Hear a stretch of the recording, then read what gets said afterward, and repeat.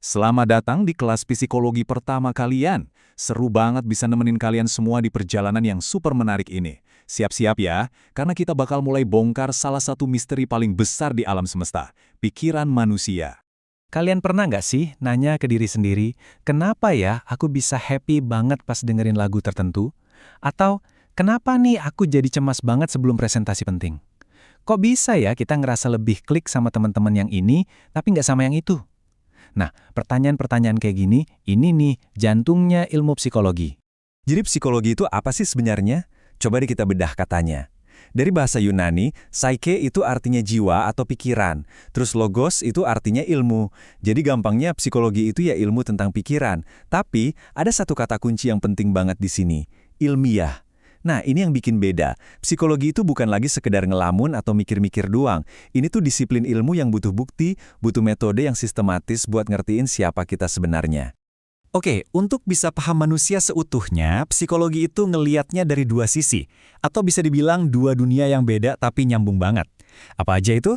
Ada yang kelihatan dari luar, dan ada yang terjadi di dalam. Nah, psikologi itu ngebaginya jadi dua bagian utama. Yang pertama, ada yang namanya perilaku. Ini tuh semua hal yang bisa kita lihat, yang bisa kita amati langsung. Gimana cara seseorang ngomong, cara dia lari, atau bahkan apa yang dia tulis. Kelihatan kan? Terus ada bagian kedua, yaitu proses mental. Nah, ini nih dunia di dalam kepala kita yang nggak kelihatan. Semua pikiran, emosi, motivasi, sama ingatan-ingatan yang akhirnya jadi dalang di balik semua tindakan tadi. Biar gampang bayanginnya, kita pakai analogi video game aja deh. Perilaku itu kayak karakter di layar. Dia loncat, lari, berantem, semua aksinya bisa kita lihat kan? Tapi, proses mental, nah itu tuh kalian, pemain yang lagi pegang sticknya. Kalian yang mikir strateginya, yang ngerasain deg-degan pas lawan bos terakhir, yang bikin semua keputusan di dalam kepala. Keduanya ini, karakter dan pemain, nggak bisa dipisahin kalau kita mau ngertiin gamenya secara utuh. Sama kayak perilaku dan proses mental.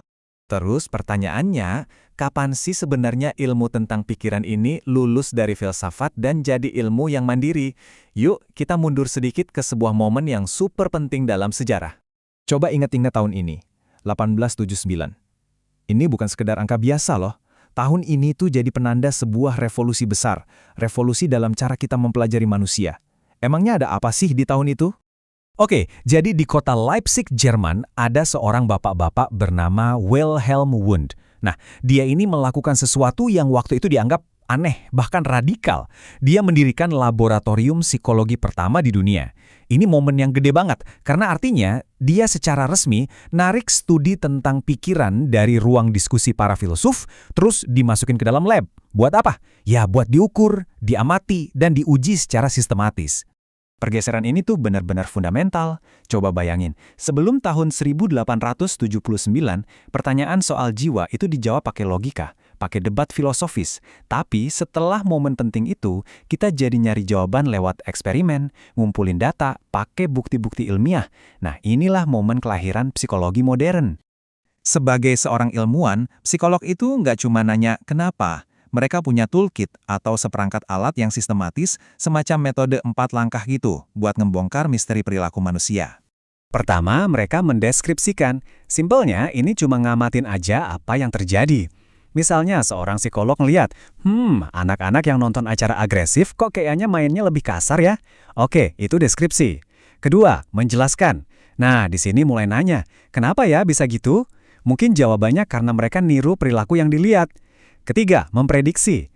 Dari sini kita bisa bikin perkiraan. Oh, berarti kalau paparan tontonan agresifnya dikurangin, perilaku kasarnya juga bakal berkurang dong. Dan yang paling penting, langkah keempat, mengubah. Dari pengetahuan itu, kita bisa bikin aksi nyata. Misalnya bikin program edukasi buat orang tua tentang tontonan anak supaya bisa mengurangi agresi itu. Keren kan? Tentu aja, tujuan ilmiah ini nggak cuma buat menu-menuhin jurnal penelitian. Ujung-ujungnya, tujuannya itu buat diterapin dan ngasih dampak nyata di kehidupan kita semua. Coba deh kita lihat gimana cara kerjanya di dunia nyata. Psikologi itu cabangnya banyak banget kayak pohon raksasa. Nah, kita lihat 2 contoh aja ya. Ada yang namanya psikologi klinis. Ini fokusnya ke kesehatan mental. Jadi, mereka bantu orang-orang yang ngalamin masalah kayak cemas berlebih atau depresi. Biasanya lewat terapi. Di sisi lain, ada psikologi pendidikan. Nah, kalau ini, mereka ngulik gimana caranya kita belajar. Mereka bantu bikin kurikulum sekolah atau metode ngajar yang lebih efektif. Prinsip ilmiahnya sama, tapi tujuannya beda. Jadi, intinya, Tujuan praktis psikologi itu ya buat ngebantu. Entah itu lewat terapi perilaku buat ngatasin fobia, misalnya takut laba-laba, atau lewat sesi konseling karir biar kalian nemu passion yang pas, atau bahkan sampai ngerancang ruang kerja biar lebih nyaman dan produktif. Pokoknya, ilmu ini tuh fokus banget buat nyari solusi masalah-masalah yang kita hadapi sehari-hari. Oke, setelah kita lihat semua ini, dari definisinya sampai penerapannya, kita sampai di kesimpulan yang paling memberdayakan. Karena pengetahuan ini tuh bukan cuma buat para ilmuwan aja. Pada akhirnya, psikologi itu punya dua sisi mata uang. Di satu sisi, dia adalah ilmu yang ketat buat memahami betapa rumitnya manusia.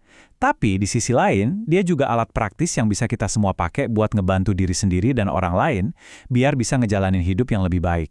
Nah, sebagai penutup, saya mau ninggalin kalian dengan satu pertanyaan buat direnungin. Setelah dengerin pengantar singkat ini, coba deh pikirin sejenak. Kalau kalian dikasih kesempatan buat lebih ngerti satu hal aja tentang diri kalian sendiri, entah itu pikiran atau perilaku kalian, apa yang bakal kalian pilih? Apapun jawabannya, bisa jadi itu adalah awal dari perjalanan psikologis kalian sendiri.